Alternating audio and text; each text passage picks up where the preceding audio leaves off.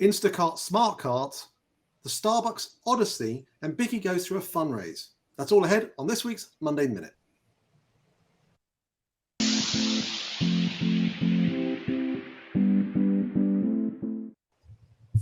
Monday Minute works like this. We're going to ask each other 5 questions about headlines that have caught our attention about the worlds of restaurants, technology, and off-premise that in some way link back to our book, Delivering the Digital Restaurant. Are you ready?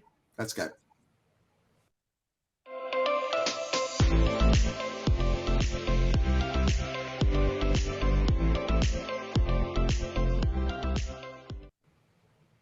Happy Monday, Meredith. How are you doing today? Very good. How are you?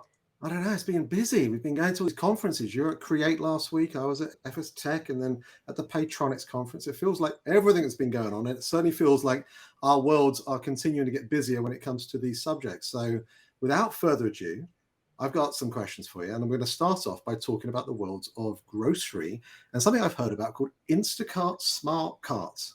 What are they? What's going on?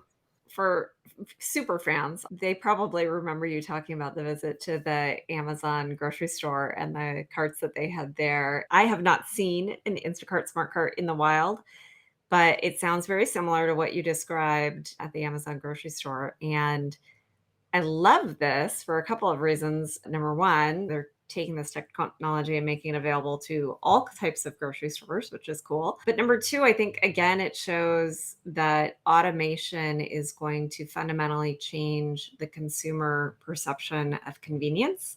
It doesn't necessarily have to be delivery all the way to your door. It can just be different ways of shopping. And I think as a result, the stores around us, the physical stores, are going to change and will be more competitive with the delivery experience that consumers do love the convenience of. All right, next question for you. So Starbucks has launched something new called Odyssey. Tell us about that. All right, now I've finally found it, Meredith. This is your chance to get engaged with Web 3.0. Are you ready? I think you might have a chance here.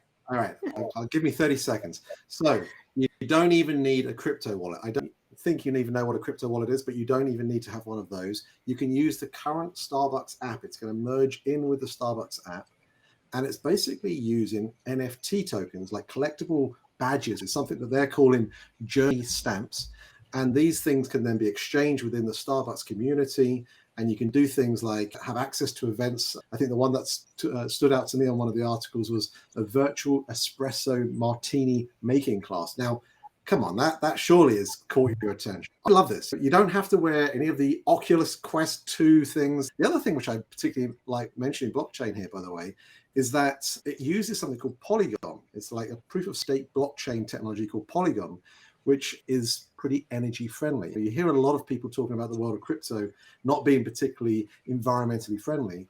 Well, Polygon is actually saying, no, this uses less energy as an infrastructure behind it. So I think this is quite exciting, and we'll see whether this becomes something that many customers warm to. I believe it's coming out later this year. You know what it reminds me of? It reminds me of back in the 80s. I'm going to date myself here, when we would all go around trying to get Hard Rock Cafe t-shirts with crazy city names on them. And it's sort of like the modern version of that, where you can go to Starbucks all over the world and, say that you had been in this place and done this thing and gotten this amazing drink that they had only there, and be able to wear that badge with honor in the virtual world and then trade them. It's like a very modern version of the Hard Rock Cafe t-shirt. I think you're right. And it's gamifying, it's community, it's all about utilizing new ways to engage with an audience. And perhaps most personally, it's about keeping them on that first party channel. That's right. 100%. All right. Well, third question. We were listening to Brinker, the Brinker CEO, talk to the FS Tech audience. And his suggestion was that they at least are using an 80-20 rule in relation to where to divert their attention in terms of tech investments. 80% on the things of the here and now, and 20% the stuff that might be coming down the line a few years later, like drones, for example. But the reason I raised that with you, Meredith, is that there's an article out saying that drive-through and barista jobs in particular are ripe for automation. And I know you've been paying a bit of attention to the Starbucks Investor Day, and they announced that they've released, I think, 450 million, I think it is, to help in this space. So tell us more. I'm kind of with the Brinker guy. Like, technology is cool and everything, but especially when you're a public company, you need to make sure there's a payback. And ideally, if you're a public company, a payback sooner rather than later. So while you can imagine all of these crazy futures of drones and self driving cars and wonderful things, there's some very short term ways in which technology can help restaurants. And I think most restaurants would do well to review their operations, review their consumer journeys, and say, what could we be doing now to make a change rather than waiting for these things to come? And the Starbucks article about what they talked about at the Investor Day was such a good example of this because they are literally putting in, wait for it, an ice machine. Whoa. It is technology that's been around since the 90s, right? Like this is not revolutionary. All other restaurants everywhere have them, but it is a huge deal for Starbucks. And I think they can have the time it takes to make a number of the drinks in the line by putting in things like ice machines. I agree, like drones are cool, but there is a lot of stuff that can happen in the short term to dramatically improve the productivity of the workers who are in restaurants and the experience of the consumers there. This particular article was talking about barista jobs being ripe for automation and drive-through jobs being ripe for automation. In particular, order taking is something that voice AI can easily take over. We like the lockers. There's a lot of things that I think on the margin can be different, make a big impact to restaurants without going all the way to the future of flying cars. Yeah. You mentioned the ice machine, and you say it relatively flippantly, but really what I thought stood out for me on this article was that it took the time for making a frappuccino from almost a minute and a half to just over 30 seconds. Yeah, Right. right. So when you think about the stuff that comes out on QSR magazine about the drive-through times and being able to cut them by a second every year and competing to get to the top of the drive-through charts Yeah. in terms of the time it takes, this is an example for me about how we need to think like this for delivery, for takeout. How can we speed up the ability for us to service? And when you have an automated ice dispenser or a whipped cream dispenser, all of those things are taking seconds, fractions from the processes, and accumulated together. That's going to save a lot of time. And therefore, that does work out as labor hours potentially in the long run. Absolutely. All right. So we're probably a little biased here because we do love Avi, but Bikky has raised their seed round to great fanfare. Tell us about Bikky. What did they do? And why did they raise so much money in a seed round? Yeah, $5.25 million. Pretty good number. I mean, that's pretty impressive. Yeah. And It was such a difficult time. Wow. total. It was led by Equal Ventures, Gutter Capital, and Version 1 Ventures. But what stood out for me was 40% of that 5.25 are from industry operators and from current customers. In fact, their first customer is investing in this round.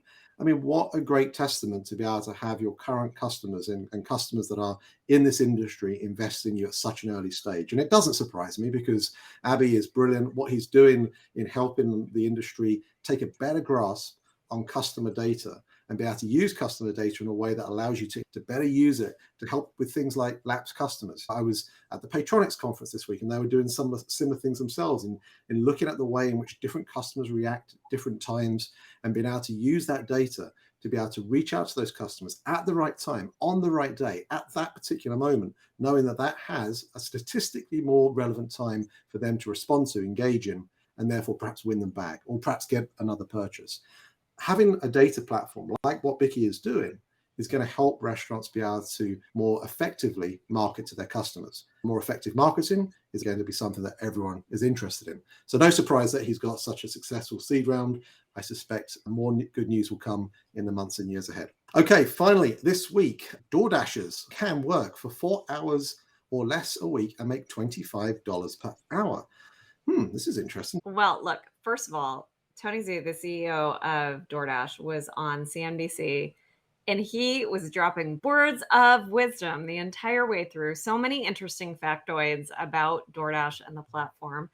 The one that you mentioned being chief among them, that he said the average DoorDasher works 4 hours a week. Now, I suspect that's a lot of DoorDashers who are on the platform who are not working at all. But he then went on to say that 90% of Dashers work less than 10 hours a week, which is amazing. and that they make on average about $25 an hour when you include the gamification bonuses and the tips and the pay per delivery, all in $25 an hour. So I call the gig economy right? Like, shoot, I'm running short this week. I'm going to go out and work 4 hours for DoorDash. And it's so great that we have that. It is so fantastic that as a society, we all have our normal day jobs. And if we want to do a little something on the side, we can do that. So I'm a huge fan of the gig economy. I think it helps a lot of people who are on the employment side. And I think it also helps a lot of people who are on the user side. And there are many things that we could not have or could not afford if it weren't for the gig economy. Meanwhile, there's a whole bunch of people making money on the side. So I thought that was very, very cool. A couple other statistics he mentioned. The first was he said that the DoorDash platform has 25 million active users each month on the platform, and that they come to that platform more often than any other platform. And by that, I assume he means any other e-commerce shopping platform. So I'm going to assume from that he means consumers on the DoorDash platform are coming to DoorDash more often than consumers on Amazon are going to Amazon. That's shocking, right? He did not say those exact words, but that's kind of what he implied. So I was very impressed with that. And then he also said that while inflation is quite high, it is not affecting consumer frequency. Rather, it is affecting consumer basket size. So price per item is going up and consumers are ordering slightly fewer items. So you can imagine you still get takeout, but you just don't get the appetizer. And that therefore the check size is staying about the same, maybe going up slightly and not affecting them. And probably all of us could do with a few less appetizers. So it's probably net a win. I know. I think there's a tip there, Meredith. Restaurateurs need to create a few bundles. There you go. That's exactly right. And then the final thing that he said was that grocers, like everyone in an inflationary economy, cannot save their way out of the problem that inflation is causing. And he suggested that the best way to deal with what's happening is to grow your way out of the problem. And so he was talking specifically about all the deals DoorDash is doing with grocery chains and what's in it for them in terms of, again, accessing the super active group of users on their platform. But as we know, grocery's been losing share to restaurant for a long, long time. And this is yet another way, I think, for grocery to make themselves super relevant to the new generations who want what they want when they want it. Absolutely. Well, thank you for that, Meredith. I've got one last message for everyone that are listening this week that are still with us. We are releasing a new book pretty soon. And so if you are interested in hearing more about that, so if you haven't gone onto our website, the short URL is learn.delivery. But if you really want to type in delivering the digital restaurant, go right ahead. It's the same place. But from that, we'll then tell our fan base there to listen in about the new book. It's coming out. It's a playbook about the digital maturity pathway for restaurants. And so hopefully we'll add some more nuggets there. So more news on that in the months ahead. Other than that, thank you for listening. As always, please put your questions, your comments below, anything you'd like us to cover in a future edition, or anything perhaps that you agreed with or disagreed with from this week's edition. But until next time, thank you for listening. The Monday Minute is available for you to follow and subscribe wherever you listen to your podcast. Watch us on YouTube and follow us on all our social media Learn.Delivery channels. Thanks for listening.